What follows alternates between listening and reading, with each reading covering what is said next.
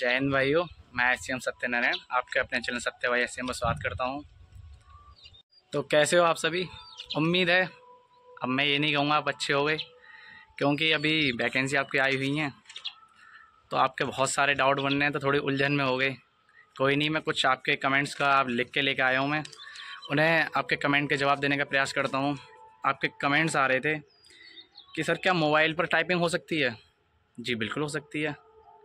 अगर आपके पास personal computer नहीं है तो आप मोबाइल पर भी टाइपिंग कर सकते हो। एक टाइपिंग बाबा ऐप आता है, प्ले स्टोर से आप डाउनलोड कर सकते हो और उस पर एक कीबोर्ड ले आओ। कोई 200 250 300 के समथिंग इतने रुपए का आ जाएगा। आप ले आओ और उस पर अपने OTG कनेक्ट करके 10-15 रुपये की कोई OTG आ जाती है और आप उस पर मतलब मोबाइल पर टाइपिंग कर सकते हो। दूसरा आपका कमेंट है टाइपिंग हिंदी में होती है इंग्लिश में? तो भाइयों, टाइपिंग हिंदी में भी होती है, इंग्लिश में भी होती है। अगर आप इंग्लिश में करते हो, दोनों में से एक आपको चूज करनी पड़ेगी। अगर आप हिंदी में करते हो तो आपको 30 की स्पीड चाहिए, और अगर आप इंग्लिश में करते हो तो उसमें 35 की स्पीड चाहिए। 95% एक्यूरेसी के साथ आपको ये करनी होती है। मात्र 10 मिनट। आपका हाँ एक क्वेश्चन और है कि सर टाइपिंग कितने मिनट कराते हैं? तो टाइपिंग जो आपकी होगी 10 मिनट होगी। मात्र 10 मिनट में आपके लिए 35 की स्पीड निकालनी है। लेकिन आप वहाँ पर 35 की स्पीड जब ही निकाल पाओगे, आपके घर पे कम से कम 45-50 की स्पीड होगी। अगर आप बिल्कुल न्यू हो और आपको टाइपिंग नहीं आती है तो मैं ये कहूँगा कि आप हिंदी की टाइपिंग नहीं सीखें, इंग्लिश की सीखें। इंग्लिश की टाइपिंग आप 1.5 से 2 महीने में तैयार कर सकते हो। टाइपिंग मटेरियल स्क्रीन पर होता है या फिर आपके लिए कोई पेज दिया जाता है? आपके एक ये कमेंट आ रही थी, बहुत सारे लोगों के ये डाउट्स था, तो मैं अभी क्लियर कर देता हूँ कि BSF में और CRPF में भी इनमें यही होता है कि आपके लिए एक पेज दिया जाएगा, हार्ड कॉपी एक, और उसे आप देख के कंप्यूटर में लिखेंगे, उसमें टाइप करेंगे। स्क्रीन पर कोई भी नहीं दिया जाता, आपके लिए अलग से पेज दिया जाता है, तो आप उसे ही देख के लिखोगे। आपका नेक्स्ट कमेंट है, क्या सर टाइपिंग के लिए कोई सर्टिफिकेट मांगते हैं? नहीं, कोई सर्टिफिकेट नहीं मांगते हैं, सिर्फ आपसे करवा के देखें, करवाई जाएगी। अगर आप वहाँ पास होते हो तो आप पास हो, कोई भी आपसे सर्टिफिकेट नहीं मांगा जाएगा। आप ऐसे फॉर्म भर सकते हो। और है आपका इस बार, अच्छा हाँ फिजिकल भी है सर? हाँ बिल्कुल, पहले इस बार फिजिकल है, तो आप अच्छे से फिजिकल की तैयारी कर लो। जो लोग नई तैयारी करने वाले हैं उनके लिए तो बहुत ही ज़्यादा फ़ायदा है, बहुत ही मतलब आसान है इस बार, कि अगर आप फिजिकल लगा दोगे, हर किसी से 6.5 मिनट में रेस नहीं लगती। तो अगर आप आपकी तैयारी अच्छी है, आप रेस लगा दोगे तो आपका सिलेक्शन श्योर हो जाएगा। क्योंकि टाइपिंग भी आप सही से तैयार करते रहो, और आप तैयारी तो पेपर की कर ही रहे होगे। तो पेपर उसमें 20 नंबर की इस बार उसमें क्लैरिकल एप्टीट्यूड है और 20 नंबर का कंप्यूटर है। तो कंप्यूटर भी आप तैयार कर लो, कंप्यूटर भी ज़्यादा कठिन नहीं आता।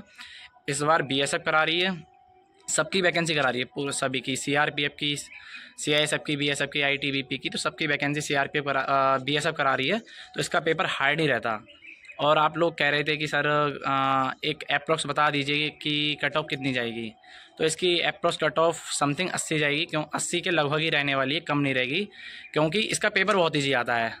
तो आप भी कर जाओगे इतना 80 के लगभग स्कोर, क्योंकि उसमें आपकी 20 नंबर की रीडिंग हो गई, 20 नंबर का आपका क्लैरिकल एप्टीट्यूड हो गया। तो ये तो आप 40 नंबर आपके पूरे में पूरे हो ही जाएंगे, क्योंकि क्लैरिकल एप्टीट्यूड रीडिंग के जरिए होता है, रीडिंग से भी हल्का होता है, आप उसे बहुत आसानी से कर सकते हो। और इस बार GS तो इसमें है ही नहीं। GS जिस एग्जाम में GS होती है उसकी कट ऑफ बहुत कम जाती है, लेकिन इसमें GS है ही नहीं, तो इसकी कट ऑफ इतनी रहने वाली है और आप भी आसानी से कर सकते हो। नेक्स्ट कमेंट है आपका कि सर क्या हाइट रहती है? तो हाइट इसमें 165 सेंटीमीटर रहती है। जनरल EWS लड़के चाहे लड़की जो भी हैं इनकी ये रहेगी। बस ST वालों के लिए इसमें छूट रहती है, 162.5 सेंटीमीटर होती है ST वालों के लिए। और जो कुमायूं गढ़वाली यहाँ से हैं, इनकी हाइट भी 162.5 ही रहती है। और लड़कियों के भाइयों 155 सेंटीमीटर हाइट रहती है, और जिनके लिए छूट है उनके लिए, लड़कियों के लिए 150 सेंटीमीटर रहती है। और वैसे हमारे जनरल EWS SC इन लोगों की, इन लड़कियों की 155 सेंटीमीटर हाइट रहती है। आपकी नेक्स्ट कमेंट है, सर इसमें एज कितनी लेते हैं? तो एज इसमें 18 से 25 साल है जनरल EWS के लिए, और OBC के लिए 3 साल की छूट है, SC के लिए, SC ST के लिए 5 साल की छूट है। आपका नेक्स्ट कमेंट है, चेस्ट कितना लेते हैं? तो 77 से 82 सेंटीमीटर आपका ये चेस्ट रहता है। और आपका हाँ सबसे खास ये कि सर EWS में क्रूशियल डेट, ये क्या है? क्रूशियल डेट का क्या रहता है? सेंट्रल का EWS होना चाहिए या फिर स्टेट का होना चाहिए? तो जैसे यूपी से हूँ तो यूपी में आपका अप्रैल में बना हुआ होना चाहिए। मार्च के बाद का अगर आपका बना हुआ है सर्टिफिकेट तो आपका चल जाएगा। और अगर आपका अप्रैल से पहले का बना हुआ है तो आप नया बनवा लो। फिर आप जैसे आप अगर नया बनवा रहे हो तो सेंट्रल का ही बनवाना। वैसे तो आपका यूपी वालों को तो स्टेट का ही EWS सेंट्रल में चल जाता है। बाकी अदर स्टेट हैं, राजस्थान है, दिल्ली है और जो अदर स्टेट हैं उनका अपना स्टेट का अलग रहता है, तो अपना सेंट्रल का अलग से बनवा लें। यूपी वालों का स्टेट वाला ही सेंटर में चल जाता है। आपका नेक्स्ट कमेंट डॉक्यूमेंट में क्या क्या लगेगा। तो भाइयों डॉक्यूमेंट में आपको कुछ नहीं लगना, बस आपका 12th की मार्कशीट और बाकी आपके जो लगते हैं, आपकी जो जाति है, जाति अपनी बनवा लीजिए। अभी टाइम से बनवा लीजिए, अभी आपके लिए समय है, अभी पूरा महीना पड़ा है, जल्दी बनवा लीजिए। और जाति और आपका बस वही आधार कार्ड, फ़ोटो, बस ये चीज़ें लगती हैं और कोई खास ज़्यादा कुछ नहीं लगता। और हाँ, आपका मूल्यवान प्रमाण पत्र लगता है।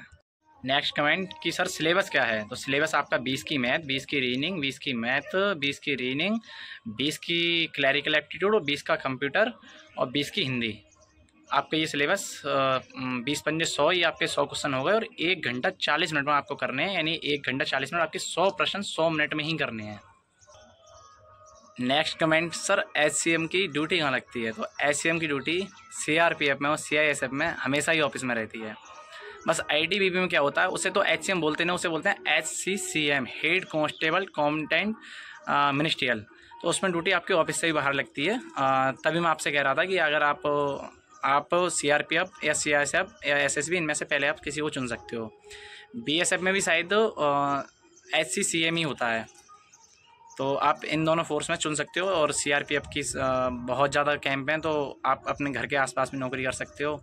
बाकी CISF है और BSF है, ITBP हैं, इनके आपके घर से शायद दूर होंगे। और अगर आपके घर के नज़दीक हैं तो आप अपनी सुविधा अनुसार आपको जिस भी फोर्स में आना पसंद हो आप उसे चुन सकते हो। तो ये रहे भाई आपके कमेंट के जवाब। और भाई ये मैंने आपके सवालों के जवाब देने की कोशिश की है। और अगर आपके कोई और भी डाउट हो तो आप कमेंट्स कर सकते हो।